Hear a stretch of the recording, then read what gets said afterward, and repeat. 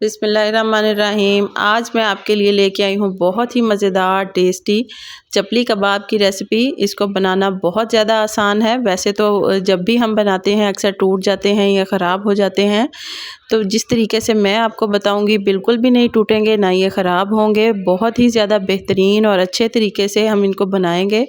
अस्सलाम वालेकुम व्यूवर्स, खुश रहें, आबाद रहें।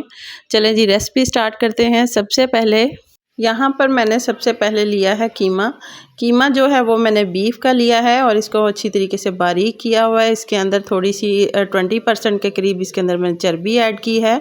यहाँ पे इसके साथ मैंने प्याज लिया है, बड़े 2 साइज़ के मैंने प्याज लिए हैं। उसके अंदर मैंने सब्ज़ मिर्च ऐड करके इसको कश करके अच्छी तरीके से मैंने इसके अंदर से पानी निकाल लिया है। अब मैंने अदरक का पाउडर ऐड किया है, सुर्ख मिर्च, नमक, हल्दी, थोड़ा सा चाट मसाला इसके अंदर ऐड करूँगी, काली मिर्च ऐड करेंगे और मकई का आटा है, ये 3 से 4 चम्मच के करीब मैंने इसके अंदर ऐड किया है। खुश्क धनिया जो है इसका मैंने पाउडर बना लिया, दरदरा कूट लिया है। 1 चम्मच के करीब अनारदाना और आधा चम्मच के करीब मैंने इसके अंदर अजवाइन ऐड की है। अनारदाना और अजवाइन जो है इसके साथ बहुत ही ज़्यादा मज़े का इसका जायका बनेगा। अब इसको हाथों की मदद से अच्छी तरीके से मसलने के साथ इस तरीके से जैसे कि आटा गूंथते हैं करेंगे, ताकि इसके जो जितने भी मसाले हैं और आटा है वो सारा इसके अंदर मिक्स हो जाए। और अगर आपको लगे कि इसके अंदर आटा मिक्स नहीं हुआ तो इसको चॉपर के अंदर ऐड करके इसको अच्छी तरीके से ग्राइंड कर लें। अब मैं इसके अंदर चॉप किया हुआ टमाटर ऐड करूँगी। अगर हम टमाटर पहले इसके अंदर ऐड करते तो उसने पानी ज़्यादा छोड़ देना था, तो इस वजह से हमारे जो कबाब हैं वो सही नहीं बनने थे।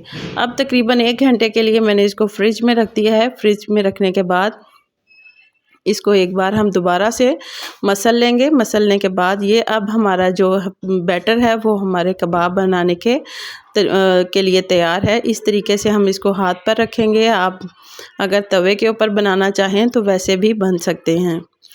हाथों के ऊपर थोड़ा सा ऑयल लगा लें, अगर आप पानी लगाना चाहें तो वो भी लगा सकते हैं। इस तरीके से मैंने इसको फैलाकर हाथ के ऊपर, उसके ऊपर मैंने हल्का सा टमाटर ऐड करके और इसको मैंने उल्टी साइड पर, टमाटर वाली साइड जो है वो मैंने तवे के ऊपर रख के इसको कुक करेंगे ताकि ये अच्छी तरीके से कुक हो जाए। अब इसको हम हल्की आंच पर हम इसको तकरीबन 3 से 4 मिनट के लिए इसको कुक करेंगे और स्पैचुला की मदद से इसको मैंने पलट लूँगी। तकरीबन 2 से 3 मिनट हो चुके हैं। बहुत ज़्यादा इसको टाइम नहीं चाहिए कुक करने के लिए। स्पैचुला की मदद से इसको पलटने के साथ एक साइड से ये गोल्डन ब्राउन हो चुके हैं। अब इसी तरीके से हम दूसरी साइड से भी इसको गोल्डन ब्राउन करेंगे। ये देखें, बेहतरीन से ये दोनों साइडों से पक चुके हैं। टमाटर जो है ऊपर वो भी तकरीबन हाफ़ कुक हो चुका है। बहुत ही मज़े की ये रेसिपी बनी है। अब इसको हम सर्व करेंगे अपनी प्लेट में। बहुत मज़े की और बहुत ही ज़्यादा सिंपल इंग्रेडिएंट के साथ आप चपली कबाब बेहतरीन से घर में तैयार कर सकते हैं। अगर आप इस तरीके से ये रेसिपी तैयार करेंगे तो बिल्कुल भी आपके चपली कबाब नहीं टूटेंगे और ना ही ये ख़राब होंगे। ये देखें, दोनों साइडों से कुक होकर बहुत ही ज़बरदस्त इसकी शेप आ चुकी है और ये कुक हो चुके हैं। अगर आपको मेरी ये रेसिपी पसंद आए तो प्लीज़ इसे लाइक करें, शेयर करें, सब्सक्राइब करें। अल्लाह हाफ़िज़।